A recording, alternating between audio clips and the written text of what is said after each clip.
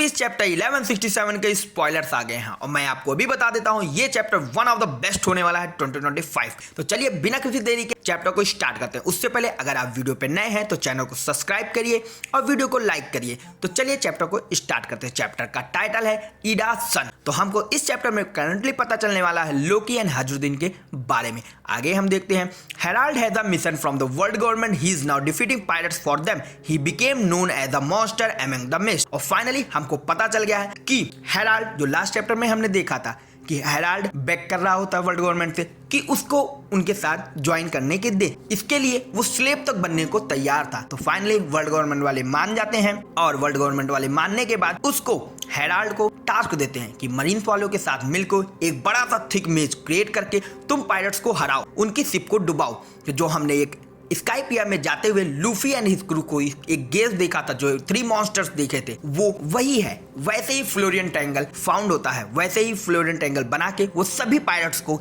Ships को डुबा देते हैं। आगे वो हेराल्ड जाना जाता है मॉन्स्टर अमंग द मिस्ट, कोहरे में छुपे हुए मॉन्स्टर के नाम से जाना जाता है।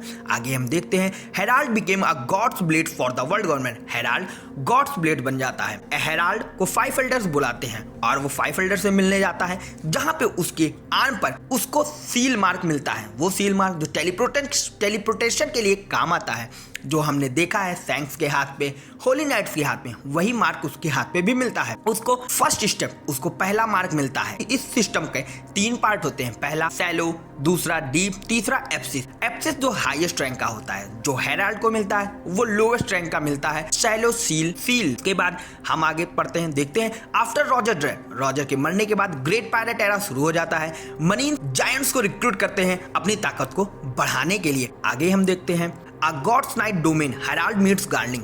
गॉड्स नाइट के मीटिंग में हेराल्ड गार्डलिंग से मिलता है, जो उसको ऐसा क्रिएचर देता है जिससे कांटेक्ट करके वो इजीली गार्डलिंग या होली नाइट से कांटेक्ट कर सकता है। आगे हम पढ़ते हैं 15 ईयर पुराना फ्लैशबैक हमको दिखाया जाता है। Shanks is the one who freed Fisher Tiger, he met Harald later on, Shanks was covering patching his left eye. तो फाइनली ओडा सन से जिसकी बात कर रहे थे, जिस कैरेक्टर को ड्रॉ करने के लिए बहुत ही ज्यादा एक्साइटेड थे, वो कोई और नहीं सैंक्स ही है। तो फाइनली वन पीस में जितना इंपॉर्टेंट लूफी लगता है, उतने ही इंपॉर्टेंट सैंक्स भी है, ये हमको पता चल जा रहा है। क्योंकि वो फिशर टाइगर जो फिशमैन आइलैंड का था, फिशर टाइगर जिसके बारे में हमने जिम्बे से सुन रखा है, जिम्बे से हमने जान रखा है, जो फिशर टाइगर को एस्केप करने में हेल्प करता है, वो कोई और नहीं होता है, वो सैंक्स होता है। इसके बाद हम देखते हैं मरीजुआ में हेराल्ड सैंक्स और सैमरॉक से इंट्रोड्यूस होता है। सैंक्स एग्री कर लेता है कि वो अपने आर्म पर सैलो सी पैक्ट मार्क लेगा और होली नाइट्स, गॉड्स नाइट्स को ज्वाइन करेगा, और वो इमीडिएटली ज्वाइन कर देता है और रैंक्स में ऊपर जाने लगता है, क्योंकि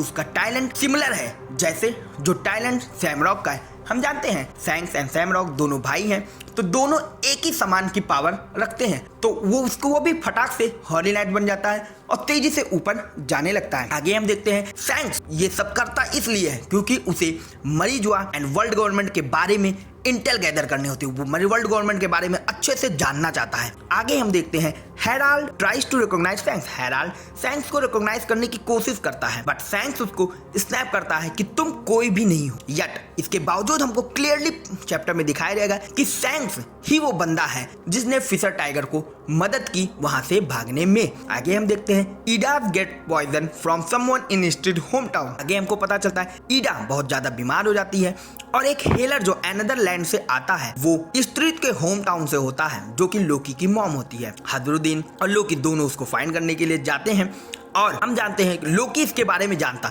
और जब लोकी जानता है कि स्ट्रीट के होम टाउन से एक हीलर आई जो उसको पॉइजन कर दी, तो लोकी इससे बहुत ज्यादा गुस्से में हो जाता है और उस विलेज पे अटैक करता है एंड अनाउंस करता है कि Ida is the only my mother, और अनाउंस करता है कि ईडा ही मेरी एकलौती माँ है। This is fucking great guys. ये चैप्टर बहुत ही ज्यादा खतरनाक है और ये चैप्टर का मैं इंतजार नहीं कर पा रहा हूँ। जैसे ही चैप्टर आएगा फ्राइडे या सैटरडे को, मैं इसकी फुल वीडियो लेके आऊंगा, description full A to Z explanation के साथ। मिलते हैं फ्राइडे या सैटरडे को, तब तक के लिए सी यू, टाटा, बाय बाय।